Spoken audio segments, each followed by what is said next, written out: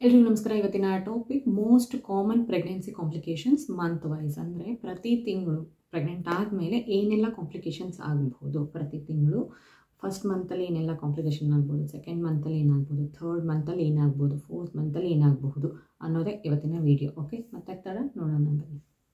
So first month and second month ಅಂದರೆ first ವೀಕಿಂದ 8th ವೀಕ್ವರೆಗೂ ಏನಾಗಬಹುದು. First thing early miscarriage ಆಗ್ಬೋದು ಅಥವಾ ಎಕ್ಟೋಪಿಕ್ ಪ್ರೆಗ್ನೆನ್ಸಿ ಆಗ್ಬೋದು. ಎಕ್ಟೋಪಿಕ್ ಪ್ರೆಗ್ನೆನ್ಸಿ ಆಗಿದ್ದರೆ ಈ ಟೈಮಲ್ಲೇ ಗೊತ್ತಾಗೋದು. ಆ್ಯಂಡ್ ಅರ್ಲಿ ಮಿಸ್ಕ್ಯಾರೇಜ್ ಆಗ್ಬೋದು, ಕೆಮಿಕಲ್ ಪ್ರೆಗ್ನೆನ್ಸಿ ಆಗಬಹುದು. ನೆಕ್ಸ್ಟು ಹೈಪರ್ಮೆಸಿಸ್ ಗ್ರಾವಿಡೇರಮ್ ಅಂತ ಆಗುತ್ತೆ. ಅಂದರೆ ಸಿವಿಯರ್ ನಾಷಿಯಾ ಆ್ಯಂಡ್ ವಾಮಿಟಿಂಗ್ ಎಲ್ಲಿವರೆಗೂ ಅಂದರೆ ಎಲ್ಲರಿಗೂ ಯೂಶ್ವಲ್ ಆಗಿ ಮೋಸ್ಟ್ ಆಫ್ ದಿ ಪ್ರೆಗ್ನೆಂಟ್ ವುಮನ್ನಿಗೆ ನಾಷಿಯಾ ಅಂತಂತಂದರೆ ವಾಂತಿ ಬರೋ ಹಾಗಾಗೋದು ಆ್ಯಂಡ್ ವಾಂತಿ ಆಗೋದು, ವಾಸನೆ ಇಷ್ಟ ಆಗದೇ ಇರೋದು, ಈ ಥರದ್ದೆಲ್ಲ ಆಗೋದು ಕಾಮನ್ ಅರ್ಲಿ ಪ್ರೆಗ್ನೆನ್ಸಿ ಸಿಂಪ್ಟಮ್. ಆದರೆ ಯಾವಾಗಿದು ಸಿವಿಯರ್ ಆಗುತ್ತೆ ಅಂದರೆ ಹೋಲ್ ಡೇ ನಿಮಗೆ ವಾಂತಿ ಆಗ್ತಾನೇ ಇರೋದು, ಎಷ್ಟರ ಮಟ್ಟಿಗೆ ಅಂತಂದರೆ ನೀವು ತಿಂದಿದ್ದೆಲ್ಲ ವಾಂತಿ ಆಗ್ತಾನೇ ಇರೋದು, ಹೊಟ್ಟೆನಲ್ಲಿ ಏನೂ ಇಲ್ಲ, ಕಂಪ್ಲೀಟ್ಲಿ ಝೀರೋ ಅನ್ನೋ ಹಾಗೆ ವಾಂತಿ ಆಗಿ ಆಗಿ ಆಗಿ ನಿಮಗೆ ಡಿಹೈಡ್ರೇಷನ್ ಆಗ್ತಾ ಇದೆ, ಮಾಲ್ ನ್ಯೂಟ್ರಿಷನ್ ಆಗ್ತಾ ಇದೆ, ಮಗುಗೇನು ಸಿಗ್ತಾ ಇಲ್ಲ ಅನ್ನುವಂತಹ ಸ್ಥಿತಿನ ತಲುಪಿದವಾಗ ಈ ಕಂಡೀಷನ್ ಬರುತ್ತೆ. ಓಕೆ, ಸೊ ಈ ಥರ ಆದವಾಗ ಫ್ಲೂಯಿಡ್ ಇನ್ಫ್ಯೂಷನ್ ಮಾಡ್ತಾರೆ, ಹಾಸ್ಪಿಟ್ಲಲ್ಲಿ ಇಟ್ಕೊಂಡು ಏನಂತಾರೆ ಸಲೈನ್ ಅಂತಾರಲ್ವ, ಸೊ ಸಲೈನ್ನ ಕೊಡ್ತಾರೆ. ಓಕೆ, ಅದನ್ನು ಬಿಟ್ಟರೆ ಇಂಪ್ಲಾಂಟೇಷನ್ ಬ್ಲೀಡಿಂಗ್ ಆಗಬಹುದು. ಯೂಶ್ವಲಾಗಿ implantation bleeding third week or third week most of the time third week ಅಥವಾ ಫೋರ್ತ್ ವೀಕ್ ಸ್ಟಾರ್ಟಿಂಗಲ್ಲಿ ಆಗಬಹುದು. ಬಿಟ್ಟರೆ ಸ್ಪಾಟಿಂಗ್ ಆಗಬಹುದು, ಸ್ವಲ್ಪ ಮಟ್ಟಿಗೆ ಬ್ಲೀಡಿಂಗ್ ಆಗಬಹುದು. ಇದಿಷ್ಟು normal common complications in first and second month. ಆದರೆ ನಿಮಗೆ ವಾರ್ನಿಂಗ್ ಸೈನ್ ಏನು ಅಂತಂತಂದರೆ ಸಿವಿಯರ್ ಅಬ್ಡೊಮಿನಲ್ ಪೇನ್ ಬರ್ತಾ ಇದೆ, ನಿಮಗೆ ತುಂಬ ಶಾರ್ಪ್ ಪೇನ್, ಕಿಬ್ಬೊಟ್ಟೆನಲ್ಲಿ ತುಂಬ ಶಾರ್ಪ್ ಪೇನ್ ಬರ್ತಾ ಇದೆ, ಹೆವಿ ಬ್ಲೀಡಿಂಗ್ ಏನಾದರೂ ಸ್ಟಾರ್ಟ್ ಆಯಿತು ಅಂತಂತಂದರೆ, ಆ್ಯಂಡ್ ಫೇಂಟಿಂಗ್ ಆ್ಯಂಡ್ ಡಿಸಿನೆಸ್ ಅಂತಂದರೆ ತಲೆ ತಿರುಗಿ ಬೀಳೋದು ಈಸ್ ನಾಟ್ ಪ್ರೆಗ್ನೆನ್ಸಿ ಸಿಂಪ್ಟಮ್. ಆಯಿತಾ, ನಿಮಗೆ ಸಿವಿಯರ್ ಆಗಿ BP ಎಫೆಕ್ಟ್ ಆಗ್ತಾ ಇದೆ ಅಂತಂತಂದರೆ, ಬ್ಲಡ್ ಪ್ರೆಷರ್ ವೇರಿಯೇಷನ್ ಆಗ್ತಾ ಇದೆ ಅಂತಂದರೆ ದೆನ್ ಮಾತ್ರ ತಲೆ ತಿರುಗಿ ಬೀಳ್ತಾರೆ. ಓಕೆ, ಪಿಕ್ಚರಲ್ಲೆಲ್ಲ ತೋರಿಸ್ತಾರಲ್ಲ, ತಲೆ ತಿರುಗಿ ಬಿದ್ದುಬಿಟ್ಲಾ, ನೆಕ್ಸ್ಟ್ ಮಿನಿಟೇ ಆಕೆ ಪ್ರೆಗ್ನೆಂಟ್ ಅಂತ ಹೇಳ್ಬಿಡ್ತಾರೆ. ಓಕೆ, ಅದು ಅರ್ಲಿ ಪ್ರೆಗ್ನೆನ್ಸಿ ಸಿಂಪ್ಟಮ್ ಅಲ್ಲ. ತಲೆ ತಿರುಗಿ ಬೀಳಲೇಬೇಕು, ತಲೆ ಸುತ್ತಲೇಬೇಕು ಅನ್ನೋದಲ್ಲ. ನಿಮ್ಗೆ ಯಾವಾಗ BP ವೇರಿಯೇಷನ್ ಆಗುತ್ತೆ, ನಿಮ್ಮ ಬಾಡಿನಲ್ಲಿ ತೊಂದರೆ ಆಗ್ತಾ ಇರುತ್ತೆ, ಆವಾಗ ನಿಮಗೆ ತಲೆ ತಿರುಗೋದಾಗಲಿ ತಲೆ ತಿರುಗಿ ಬೀಳೋದಾಗಲಿ ಆಗುತ್ತೆ. ಅದು ಸಿವಿಯರ್ ವಾರ್ನಿಂಗ್. ಅದಾದವಾಗ ಡಾಕ್ಟರ್ಸ್ ಹತ್ರ ಹೋಗಿ ಮೀಟ್ ಮಾಡಬೇಕು. ಓಕೆ, ಇದಿಷ್ಟು ಫಸ್ಟ್ ಮಂತಲ್ಲಿ ಆಗುವಂಥದ್ದು, ಫಸ್ಟ್ ಆ್ಯಂಡ್ ಸೆಕೆಂಡ್ ಮಂತಲ್ಲಿ ಆಗುವಂಥದ್ದು. ನೆಕ್ಸ್ಟು ಥರ್ಡ್ ಮಂತ್ ಅಂದರೆ 9th ವೀಕಿಂದ 12th ವೀಕ್. ಸೊ ಥರ್ಡ್ ಮಂತಲ್ಲಿ ಏನೇನೆಲ್ಲ ಆಗಬಹುದು ಅಂತಂತಂದರೆ ಥ್ರೆಟನ್ಡ್ ಮಿಸ್ಕ್ಯಾರೇಜ್ ಅಂತಂದರೆ ಮಿಸ್ಕ್ಯಾರೇಜ್ ಆಗಿರೋದಿಲ್ಲ, ಆದರೆ ಮಿಸ್ಕ್ಯಾರೇಜ್ ಆಗುವಂತಹ ಸಾಧ್ಯತೆಗಳು ಇರುತ್ತೆ. ಓಕೆ, ಲೈಕ್ ನಿಮಗೆ ಹೇಗೆ ಗೊತ್ತಾಗುತ್ತೆ ಅಂತಂತಂದರೆ ಸಡನ್ನಾಗಿ ಬ್ಲೀಡಿಂಗ್ ಆಗೋಕ್ಕೆ ಸ್ಟಾರ್ಟ್ ಆಗುತ್ತೆ. That is the first symbol. Okay, ಯಾವಾಗ ನಿಮಗೆ ಬ್ಲೀಡಿಂಗ್ ಸ್ಟಾರ್ಟ್ ಆಗುತ್ತೆ ಆವಾಗ ಡಾಕ್ಟರ್ ಹತ್ರ ಹೋಗಬೇಕು. ಸೊ ಥ್ರೆಟನ್ಡ್ ಮಿಸ್ಕ್ಯಾರೇಜ್ ಆಗಬಹುದು, ಅಥವಾ ಆಲ್ರೆಡಿ ಹೇಳಿದ್ನಲ್ವಾ ಸಿವಿಯರ್ ವಾಮಿಟಿಂಗ್ ಆ್ಯಂಡ್ ನಾಷಿಯಾ ಆಗುತ್ತೆ ಅಂತಂತ ಹೇಳಿ, ಅದು ಈ ಥರ್ಡ್ ಮಂತಲ್ಲೂ ಕೂಡ ಕಂಟಿನ್ಯೂ ಆಗಬಹುದು. UTI ಅಂದರೆ ಯೂರಿನರಿ ಟ್ರ್ಯಾಕ್ ಇನ್ಫೆಕ್ಷನ್ ಆಗಬಹುದು, ಕಾನ್ಸ್ಟಿಪೇಷನ್ ಆ್ಯಂಡ್ ಫಟೀಗ್. ಆಯಿತಾ, ನಿಮಗೆ ಮೋಷನ್ ಕ್ಲಿಯರ್ ಆಗ್ತಾ ಇರೋದಿಲ್ಲ, ಪ್ರೆಷರ್ ಫೀಲ್ ಆಗ್ತಾ ಇರುತ್ತೆ, ಆದರೆ ಹೋಗೋಕ್ಕಾಗ್ತಾ ಇರೋದಿಲ್ಲ, ಆ ಥರ ಆಗಿರ್ಬೋದು. ಸುಸ್ತು ಬಳಲಿಕೆ ಕೂಡ ಕಂಟಿನ್ಯೂ ಆಗಬಹುದು. ಓಕೆ, ಆ್ಯಂಡ್ ಈ ಥರ್ಡ್ ಮಂತಲ್ಲೇ ಕೆಲವೊಂದಿಷ್ಟು ಡಾಕ್ಟರ್ಸ್ ಡೌನ್ಸ್ ಸಿಂಡ್ರೋಮ್ದು ಸ್ಕ್ರೀನಿಂಗ್ ಕೂಡ ಸ್ಟಾರ್ಟ್ ಮಾಡಬಹುದು. ಬಟ್ 5th ಮಂತಲ್ಲೂ ಕೂಡ ಮಾಡಿಸ್ತಾರೆ. ಸೊ ಡಾಕ್ಟರ್ ಮೇಲೆ ಡಿಪೆಂಡ್ ಆಗುತ್ತೆ, ಅವ್ರು ಯಾವಾಗ ಮಾಡಿಸ್ಬೇಕು ಅಂತ ಅನಿಸುತ್ತೆ ಆವಾಗ ಅವರು ಮಾಡಿಸ್ತಾರೆ. ನನಗೆ 5th ಮಂತಲ್ಲಿ ಮಾಡಿಸಿದ್ದಿದ್ದು. ಫೋರ್ತ್ ಮಂತ್ ಅಂತಂದರೆ 13th ವೀಕಿಂದ 16th ವೀಕ್ ಫೋರ್ತ್ ಮಂತ್ ಅಂತ ಕನ್ಸಿಡರ್ ಮಾಡ್ತಾರೆ. ಇಲ್ಲಿ ಫೋರ್ತ್ ಮಂತಲ್ಲಿ ಯೂಶ್ವಲ್ ಆಗಿ ಸೆಕೆಂಡ್ ಟ್ರೈಮೆಸ್ಟರ್ ಲಾಸ್, ಈಗ ಸೆಕೆಂಡ್ ಟ್ರೈಮೆಸ್ಟರ್ ಸ್ಟಾರ್ಟ್ ಆಗುತ್ತೆ. ಆಯಿತಾ, ಫೋರ್ತ್ ಮಂತಿಂದ. ಸೊ ಸೆಕೆಂಡ್ ಟ್ರೈಮೆಸ್ಟರ್ ಲಾಸ್ ಕೂಡ ಆಗುತ್ತೆ ಸುಮಾರಷ್ಟು ಜನಕ್ಕೆ. ಆ್ಯಕ್ಚುಲಿ ಲೆಸ್ ಕಾಮನ್, ಸುಮಾರಷ್ಟು ಜನಕ್ಕೆ ಆಗೋದಿಲ್ಲ, ಬಟ್ ನನಗಾಗಿತ್ತು. ನನಗೆ ಫಸ್ಟ್ ಮಗು ಮಿಸ್ಕ್ಯಾರೇಜ್ ಆಗಿದೆ ನನಗೆ ಸೆಕೆಂಡ್ ಟ್ರೈಮೆಸ್ಟ್ರಲ್ಲಿ. ಮೋಸ್ಟ್ ಕಾಮನ್ ಅಲ್ಲ, ಆದರೂ ಕೂಡ ಆಗುತ್ತೆ. ಇದನ್ನು ಬಿಟ್ಟರೆ GDM ಆ್ಯಂಡ್ ಹೈ BP ಇವಾಗಲೇ ಡೆವಲಪ್ ಆಗುತ್ತೆ. ಓಕೆ, ನನಗೆ ಡಾಕ್ಟರ್ಸು ಯಾರಿಗೆಲ್ಲ PCOD ಇದೆ, ಯಾರಿಗೆಲ್ಲ ಇನ್ಫರ್ಟಿಲಿಟಿ ಇದೆ, ವೆಯ್ಟ್ ಮ್ಯಾನೇಜ್ಮೆಂಟ್ ಆಗಲಿ, BMI ಪ್ರಾಬ್ಲಮ್ ಆಗಲಿ ಯಾರಿಗೆಲ್ಲ ಇರುತ್ತೆ, ತುಂಬ ವರ್ಷಗಳ ಮೇಲೆ ಕನ್ಸೀವ್ ಆಗಿರ್ತಾರೆ, ಏಜ್ ಜಾಸ್ತಿ ಇರುತ್ತೆ, ಅಂಥವ್ರಿಗೆಲ್ಲ ಏನಾದರೂ ತಿನ್ನಿ ಪರವಾಗಿಲ್ಲ ಅಂತ ಹೇಳ್ತಾರೆ ಇನಿಷಿಯಲ್ ಡೇಸಲ್ಲಿ. ಹಾಗಲ್ಲ, ಯಾರಿಗೆಲ್ಲ ಕಾಂಪ್ಲಿಕೇಶನ್ ಇದ್ದು ನಾನು ಹೇಳಿದ್ದೆಲ್ಲ ಇತ್ತು ಅಂತಂತಂದರೆ, ಅಂಥವರೆಲ್ಲ ಕನ್ಸೀವ್ ಆಗಿದ್ದೀರಾ ಅಂತಂತಂದರೆ, PCOD ಇದ್ದು ಸ್ಪೆಷಲಿ PCOD ಇತ್ತು ಕನ್ಸೀವ್ ಆಗಿ ನಿಮ್ಮ ಫಾದರ್ಗೆ, ನಿಮ್ಮ ಮದರ್ಗೆ, ನಿಮ್ಮ ಫ್ಯಾಮಿಲಿ ಹಿಸ್ಟ್ರಿನಲ್ಲಿ ಡಯಾಬಿಟಸ್ ಇತ್ತು ಅಂತಂತಂದರೆ, ನಿಜವಾಗ್ಲೂ ಹೇಳ್ತೀನಿ, ಪ್ರೆಗ್ನೆನ್ಸಿ ಟೈಮಲ್ಲಿ ಅತಿಯಾದಂತಹ ಸ್ವೀಟು ಖಂಡಿತವಾಗ್ಲೂ ತೊಗೋಬಾರ್ದು. ಓಕೆ, PCOD ಇದ್ದಂಥವ್ರು ಅಂಥವ್ರಿಗೆ most of the time GDM ಬರೋವಂತಹ ಸಾಧ್ಯತೆ ಜಾಸ್ತಿ ಇರುತ್ತೆ. ಓಕೆ, ಸೊ ನನ್ನ ಪರ್ಸ್ನಲ್ ಎಕ್ಸ್ಪೀರಿಯನ್ಸ್ ಅದು.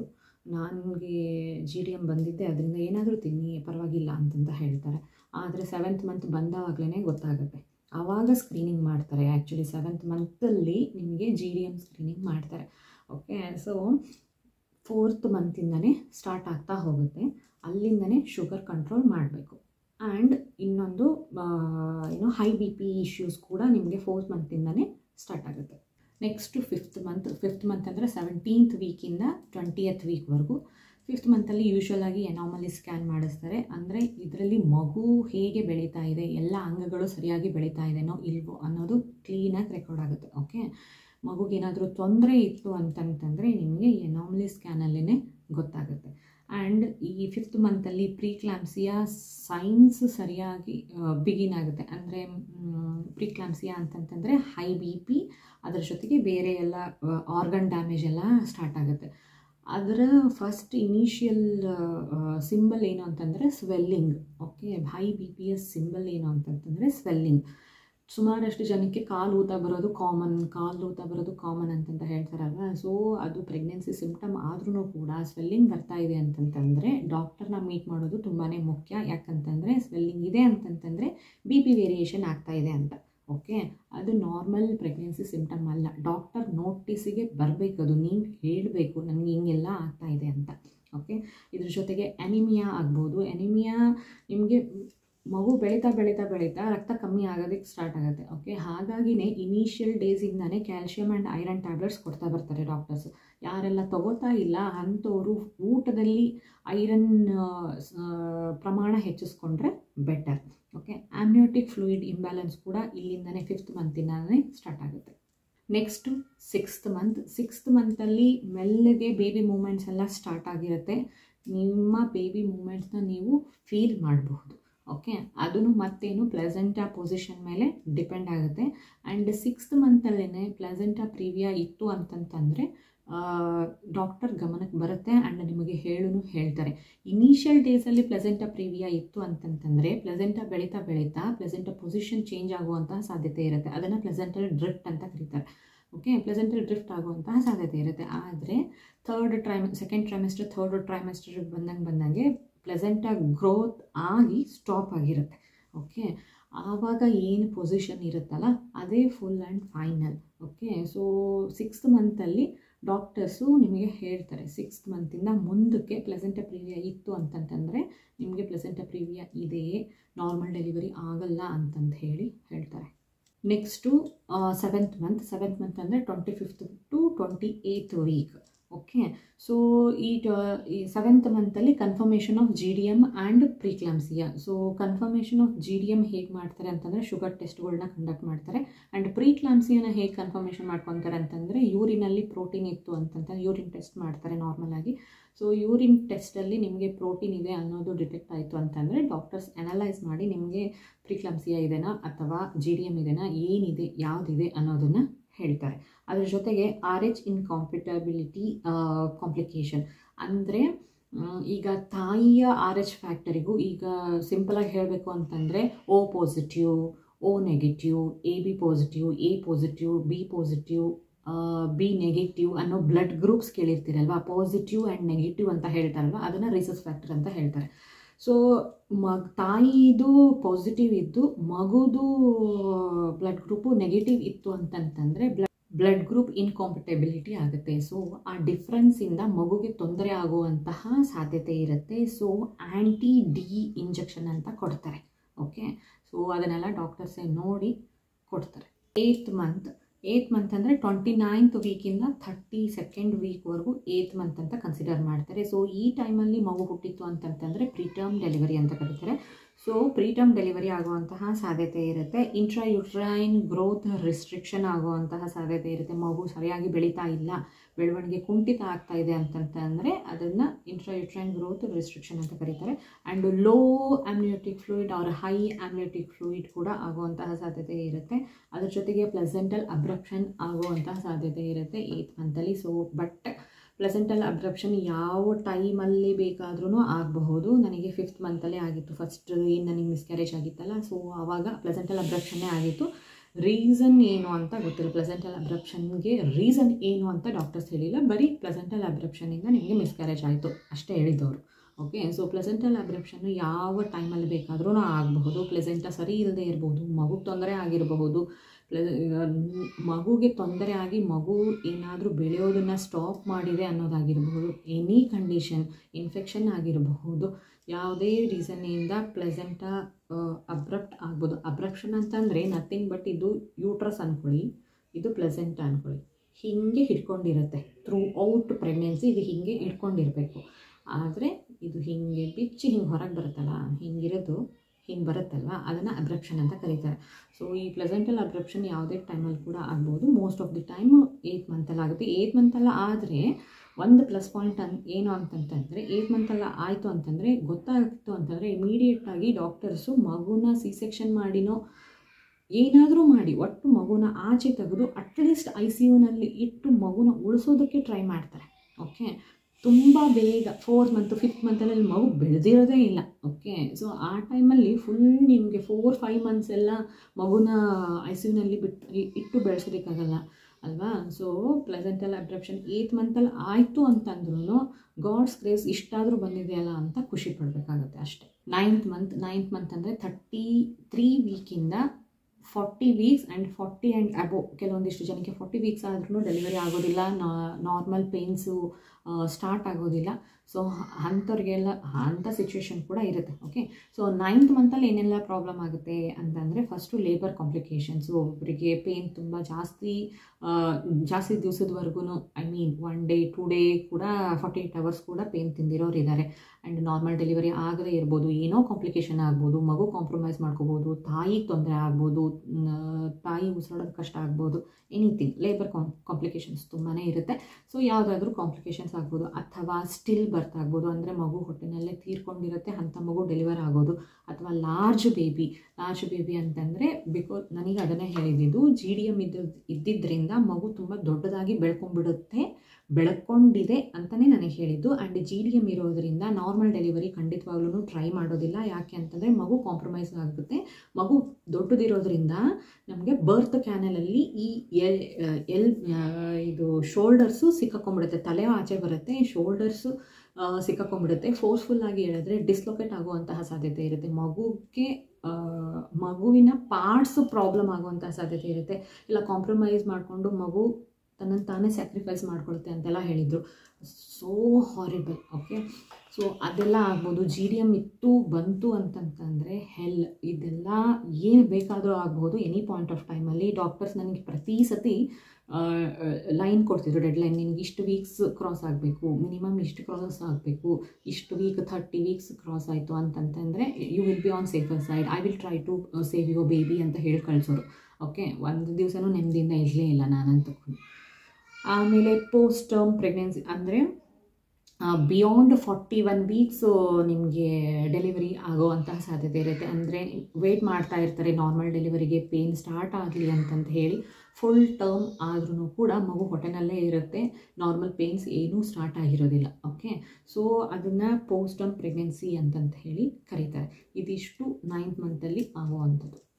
ಪೋಸ್ಟ್ ಪಾರ್ಟಮ್ ಅಂತಂದರೆ ಆಫ್ಟರ್ ಡೆಲಿವರಿ ಏನೆಲ್ಲ ಆಗ್ಬೋದು ಅಂತಂದರೆ ಪೋಸ್ಟ್ ಪಾರ್ಟಮ್ ಹೆಮರೇಜ್ ಅಂತ ಆಗುತ್ತೆ. ಅಂದರೆ ಸಿಕ್ಕಾಪಟ್ಟೆ ಬ್ಲಡ್ ಲಾಸ್ ಆಗುತ್ತೆ. ಇದರಿಂದ ತೀರ್ಕೊಂಡಿರೋರ್ನೂ ನಾನು ನೋಡಿದ್ದೀನಿ. Okay, post partum blood loss, delivery ಟೈಮಲ್ಲಿ ಸಿಕ್ಕಾಪಟ್ಟೆ ಬ್ಲಡ್ ಲಾಸ್ ಆಗಿ, ಡೆಲಿವರಿ ಆದಮೇಲೆ ಸಿಕ್ಕಾಪಟ್ಟೆ ಬ್ಲಡ್ ಲಾಸ್ ಆಗಿ, ಬ್ಲೀಡಿಂಗ್ ಸ್ಟಾಪ್ ಆಗ್ದಿರ, ಲಾಸ್ ಸ್ಟಾಪ್ ಆಗ್ದಿರ, ಅದೇನು ರಕ್ತ ಹೊರಗೆ ಬರ್ತಾ ಇರುತ್ತಲ್ಲ ಅದನ್ನು ಸ್ಟಾಪ್ ಮಾಡೋಕ್ಕಾಗದಿರ ತಾಯಿ ಜೀವ ಕಳ್ಕೊಂಡಿರೋದನ್ನು ನಾನು ನೋಡಿದ್ದೀನಿ. ಓಕೆ, ಅದಾಗಬಹುದು. ಅದನ್ನು ಬಿಟ್ಟರೆ ಇನ್ಫೆಕ್ಷನ್ ಯಾವುದಕ್ಕೆ ಇನ್ಫೆಕ್ಷನ್, ಯೂಟ್ರೈನ್ ಇನ್ಫೆಕ್ಷನ್ ಆಗಬಹುದು, ಅಥವಾ ವೂಂಡ್, ನಾವು ಸಿ ಸೆಕ್ಷನ್ ಮಾಡಿರ್ತಾರಲ್ವ, ಸೊ ಸಿ ಸೆಕ್ಷನ್ ಮಾಡಿರೋಂಥ ಜಾಗಕ್ಕೆ ಇನ್ಫೆಕ್ಷನ್ ಆಗ್ಬೋದು, ಅಥವಾ ನಾರ್ಮಲ್ ಡೆಲಿವರಿ ಟೈಮಲ್ಲಿ ಮೇಲ್ಗಡೆಗೆ ಒಂದು ಸ್ವಲ್ಪ ಕಟ್ ಮಾಡಿರ್ತಾರೆ, ವೆಜನ್ನ ಕಟ್ ಮಾಡಿರ್ತಾರಲ್ಲ, ಸೊ ಅಲ್ಲಿ ಕಟ್ ಮಾಡಿ ಹೊಲಿಗೆ ಹಾಕಿರ್ತಾರೆ, ಅಲ್ಲಿ ಇನ್ಫೆಕ್ಷನ್ ಆಗ್ಬೋದು. ಎನಿ ಇನ್ಫೆಕ್ಷನ್ ಅಥವಾ ಯೂಟ್ರೈನ್ ಇನ್ಫೆಕ್ಷನ್ ಕೂಡ ಆಗಬಹುದು. ಅದನ್ನು ಬಿಟ್ಟರೆ ಕೆಲವೊಂದಿಷ್ಟು ಜನಕ್ಕೆ ಪೋಸ್ಟ್ ಪಾರ್ಟಮ್ ಡಿಪ್ರೆಷನ್ ಕೂಡ ಆಗುತ್ತೆ. ಕೆಲವೊಂದಿಷ್ಟು ಜನ ಈಗ ನಮ್ಮಂಥವ್ರಿಗೆ ಮಗು ಆದರೆ ಸಾಕು, ಮಗುನೇ ಎಲ್ಲ ಅನ್ನೋ ಅಂಥ ಮನಸ್ಥಿತಿ ನಾವು ಬಂದುಬಿಟ್ಟಿರ್ತೀವಿ, because of infertility, because of so many issues, complications, whatever. Okay, but ಕೆಲವೊಂದಿಷ್ಟು ಜನಕ್ಕೆ ಮಗು ಬೇಕಿರೋದಿಲ್ಲ. ಪ್ರಯಾರಿಟಿ ಅವರ ವರ್ಕ್ ಆಗಿರುತ್ತೆ, ಅವ್ರ ಪ್ಯಾಷನ್ ಆಗಿರುತ್ತೆ, ಅವರ ವರ್ಕ್ ಲೈಫ್ ಆಗಿರುತ್ತೆ. ಸೊ ಅಂಥವ್ರು ಆಲ್ ಆಫ್ ಅ ಸಡನ್ ವರ್ಕಿಂದ ತೊಗೊಂಬಂದು ಸೀದಾ ಮನೆಯಲ್ಲಿ ಕೂರಿಸ್ಬಿಟ್ರೆ ಆಬ್ವಿಯಸ್ಲಿ ಸ್ಲೀಪ್ಲೆಸ್ನೆಸ್, ಆಯಿತಾ, ನೈಟ್ ಪೂರ್ತಿ ಮಗುನ ಹಿಡ್ಕೋ, ಮಗುನ ಮಲಗಿಸು, ನ್ಯಾಪಿ ಚೇಂಜ್ ಮಾಡು, ಕುಡಿಸು, ಅದು ಮಾಡು, ಇದು ಮಾಡು. ಅವ್ರನ್ನ ಇಲ್ಲಿಂದ ಎತ್ತಿ ಬೇರೆ ವರ್ಡಲ್ಲಿ ಹಾಕಿದ್ರೆ ಆಬ್ವಿಯಸ್ಲಿ ಅವರಿಗೆ ಡಿಪ್ರೆಷನ್ ಕಾಡ್ದಿರ ಇರುತ್ತಾ? ಖಂಡಿತ ಕಾಡುತ್ತೆ. ಓಕೆ, ಅದೆಲ್ಲ ಆಗೋದು. ಅದರ ಜೊತೆಗೆ ಬ್ರೆಸ್ಟ್ ಫೀಡಿಂಗ್ ಇಶ್ಯೂಸ್ ಕೂಡ ಸುಮಾರಷ್ಟು ಜನಕ್ಕಾಗ್ತಾರೆ ಆಗುತ್ತೆ. ಹೇಳ್ಕೊಳ್ಳೋದಕ್ಕೂ ಮುಜುಗರ, ಕೇಳಿಸ್ಕೊಂಡವರು ವೆರಿ ಜಡ್ಜ್ಮೆಂಟಲ್, ಅದನ್ನು ಅರ್ಥ ಮಾಡ್ಕೊಳ್ಳೋದಿಲ್ಲ, ಅದ್ರ ಮೇಲೇ ನಮ್ಮನ್ನು ಅಳೆಯೋದಕ್ಕೆ ನೋಡ್ತಾರೆ. ಹಾಲು ಬರಲಿಲ್ಲ ಅಂತಂದರೆ ಯಾರೇನು ಮಾಡೋದಕ್ಕೆ ಸಾಧ್ಯ ಅಲ್ವಾ? ಅದನ್ನು ಅರ್ಥ ಮಾಡ್ಕೊಳ್ಳಲ್ಲ. ಆ್ಯಂಡ್ ಸಿ ಸೆಕ್ಷನ್ ಆದವರಿಗೆ ಹಾಲು ಲೇಟಾಗಿ ಬರುತ್ತೆ, ಇಮಿಡಿಯೇಟಾಗಿ ಹಾಲು ಬರೋದಿಲ್ಲ. ಆಕಳಕ್ಕೆ ಚಿಲ್ತರ ಒಂದೇ ಸತಿಗೆ ಹಾಲು ಬರೋದಿಲ್ಲ, ಅದನ್ನು ತಲೆನಲ್ಲಿ ಇಟ್ಕೊಳ್ಳಿ. ಓಕೆ, ಅದಕ್ಕೆ ಇಮಿಡಿಯೇಟ್ಲಿ ಆಫ್ಟರ್ ಡೆಲಿವರಿನೇ ಮಗುಗೆ ಸಕ್ ಮಾಡಿಸೋದಕ್ಕೆ ಟ್ರೈ ಮಾಡ್ತಾರೆ, ನೀವು ಫೀಡ್ ಮಾಡಿಸೋದಕ್ಕೆ ಹೇಳ್ತಾರೆ. ಓಕೆ, ಅದು ಪ್ರಯತ್ನ. ಅದರ ಮೇಲೂ ಬಂದಿಲ್ಲ ಅಂತಂತಂದರೆ ಏನು ಮಾಡೋದಕ್ಕಾಗೋದಿಲ್ಲ. ಅದನ್ನು ಅರ್ಥ ಮಾಡ್ಕೋಬೇಕು, ನಾರ್ಮಲೈಸ್ ಮಾಡಬೇಕು. ಡಾಕ್ಟರ್ಸ್ ಅದನ್ನು ಏನೂ ಅನ್ನಲ್ಲ, ಬಟ್ ಜನಗಳು, ಸುತ್ತಲೇ ಇರುವಂತಹ ಜನಗಳು ಹೆಲ್ ಮಾಡ್ತಾರೆ, ಜೀವನನೇ ಹೆಲ್ ಮಾಡ್ತಾರೆ. ಓಕೆ, ಹಾಲು ಬರ್ತಾ ಇಲ್ವಾ? What does it mean? ನನ್ನ ಪ್ರಶ್ನೆ, ನನಗೆ ಹಾಲು ಬಂತೋ ಬರಲಿಲ್ವೋ, ಸುಸು ಬಂತೋ ಬರಲಿಲ್ಲ, ನಿಮಗೇನು? ಎದಕ್ಕೆ ಕೇಳಬೇಕು? Out of courtesy, out of ಕೇರೇ ಕೇಳಿರಬಹುದು, ಬಟ್ ಹೇಳೋ ರೀತಿ, ಕೇಳೋ ರೀತಿ ಇರುತ್ತಲ್ಲ, ಆಲ್ರೆಡಿ ಬರ್ತಿಲ್ಲ ಅಂತಂತಂದು ಹೇಳಿ ಸಾಕಾಗೋಗಿರುತ್ತೆ. ಅಂಥ ಟೈಮಲ್ಲಿ ಇದು ಬೇರೆ, ಹೆಂಗೋ ಮಗು ಹುಟ್ಟುತ್ತಲ್ಲ ಅನ್ನೋವಂಥ ನೆಮ್ಮದಿಯಿಂದ ಎಂಜಾಯ್ ಮಾಡೋಕ್ಕೆ ಬಿಡಲ್ಲ ಹಾಗೆ ಜನಗಳು. ಓಕೆ, ಸೊ ಇವೆಷ್ಟು post pregnancy complications. Okay, month ವೈಸಿಂದ ಮಗು ನಿಮ್ಮ ಕೈಗೆ ಬಂದಾದಮೇಲೆ ಏನೆಲ್ಲ ಪಾಸಿಬಲ್ ಕಾಂಪ್ಲಿಕೇಶನ್ಸ್ ಆಗಬಹುದು ಅನ್ನೋದನ್ನು ಹೇಳಿದ್ದೀನಿ. ಇದನ್ನು ಬಿಟ್ಟರೆ ಮೋಸ್ಟ್ ಆಫ್ ದಿ ಟೈಮ್ ಏನೂ ಆಗೋದಿಲ್ಲ. ಆ್ಯಂಡ್ ಈಗ ಏನೇನು ಹೇಳಿದೆ ಅಲ್ವಾ, ಎಲ್ಲ ಟೈಮಲ್ಲೂ ನಿಮಗೆ ಡಾಕ್ಟರ್ಸ್ ಇರ್ತಾರೆ. ನಿಮಗೆ ಯಾವ ಪಾಯಿಂಟಲ್ಲಿ ಏನು ಅನ್ನಿಸ್ತಾ ಇದೆ, ಏನು ಆಗ್ತಿದೆ ಅನ್ನೋದನ್ನು ಇಮಿಡಿಯೇಟಾಗಿ ಡಾಕ್ಟರ್ನ ಮೀಟ್ ಮಾಡಿ ಹೇಳಿದ್ರಿ ಅಂತಂತಂದರೆ ಸೊಲ್ಯೂಷನ್ ಇರುತ್ತೆ. ಆ್ಯಂಡ್ ಒನ್ ಮೋರ್ ಟಿಪ್ ಏನಂತಂತಂದರೆ, ನಿಮಗೆ ಹತ್ತಿರವಾಗಿ ಅಂದರೆ ನಿಮ್ಮ ಮನೆಗೆ ಹತ್ತಿರವಾಗಿ ಬೇಗ ಆ್ಯಕ್ಸಸ್ ಮಾಡುವಂತಹ ಡಾಕ್ಟರ್ ಹತ್ತಿರ ತೋರಿಸಿ. ತುಂಬ ದೂರ ಇರುವಂತಹ ಡಾಕ್ಟರ್ಸ್ನ ಹತ್ತಿರ ತೋರಿಸ್ಬೇಡಿ. ಓಕೆ, ಅದು ಒಂದೇ. ಸೊ ಬೇಗ ಬಂದಿದ್ರೆ ಏನಾದರೂ ಮಾಡ್ಬೋದಿತ್ತು, ಮಗುನ ಉಳಿಸ್ಕೋಬೋದಿತ್ತು. ಅವೆಲ್ಲ ಸೆಲ್ಫ್ ಮೇಡ್ ಮಿಸ್ಟೇಕ್ಸ್. ಅಂಥ ಮಿಸ್ಟೇಕ್ನ ಮಾಡೋಕ್ಕೆ ಹೋಗಬೇಡಿ. ಓಕೆ, ಡಾಕ್ಟ್ರು ಒಳ್ಳೆಯವರಿದ್ದಾರೋ ಕೆಟ್ಟವರಿದ್ದಾರೋ ಏನಾದರೂ ಆಗಿರಲಿ, ನಿಮ್ಗೆ ಇಷ್ಟ ಆಗಲಿ ಇಷ್ಟ ಆಗದೇ ಇರಲಿ, ನಿಮ್ಗೆ ಆ ಡಾಕ್ಟರ್ ಬೇಡ ಅಂತ ಬಿಟ್ಟು ಕನ್ಸೀವ್ ಆದಮೇಲೆ ಅಟ್ಲೀಸ್ಟ್ ಮನೆ ಹತ್ತಿರ ಇರೋವಂತಹ ಈಸಿಲಿ ಆಕ್ಸೆಸಿಬಲ್ ಇರೋವಂತಹ ಡಾಕ್ಟರ್ಸ್ನ ಕನ್ಸಲ್ಟ್ ಮಾಡಿ. ಓಕೆ, ಇದನ್ನ ಬಿಟ್ಟು ಮತ್ತೇನಾದರೂ ಕಾಂಪ್ಲಿಕೇಶನ್ಸ್, ಇದನ್ನು ಬಿಟ್ಟು ಇನ್ನೂ ಸಾವಿರಾರು ಕಾಂಪ್ಲಿಕೇಶನ್ಸ್ ಇದೆ, ಇಲ್ಲ ಅಂತಲ್ಲ, ಆಯಿತಾ. ಸಾವಿರಾರು ಇದಾವೋ, ಜಾಸ್ತಿ ಇದಾವೋ, ಕಮ್ಮಿ ಇದಾವೋ, ಐ ಡೋಂಟ್ ನೋ, ಬಟ್ ಈ ಎಲ್ಲ complications most common complications. Okay, month wise ಈ ತಿಂಗಳಲ್ಲಿ ಇದಿಷ್ಟ ಆಗಬಹುದು ಅಂತ. ಓಕೆ, ಇದನ್ನ ಬಿಟ್ಟರು ಮತ್ತೇನಾದರೂ ನಿಮಗೆ ಡೌಟ್ಸ್ ಇತ್ತು ಅಂತಂತಂದರೆ ಕಮೆಂಟ್ ಬಾಕ್ಸಲ್ಲಿ ತಿಳಿಸಿ, ಖಂಡಿತವಾಗ್ಲೂ ಉತ್ತರ ಕೊಡೋದಕ್ಕೆ ಟ್ರೈ ಮಾಡ್ತೀನಿ. ಆ್ಯಂಡ್ ಈ ವಿಡಿಯೋ ನಿಮಗೆ ಇನ್ಫಾರ್ಮೇಟಿವ್ ಅಂತ ಅನ್ನಿಸ್ತಂದರೆ ಲೈಕ್ ಮಾಡಿ, ಕಮೆಂಟ್ ಮಾಡಿ, ಆ್ಯಂಡ್ ಶೇರ್ ಮಾಡಿ, ಆ್ಯಂಡ್ ನನ್ನ ಚಾನಲ್ನ ಸಬ್ಸ್ಕ್ರೈಬ್ ಕೂಡ ಮಾಡಿ.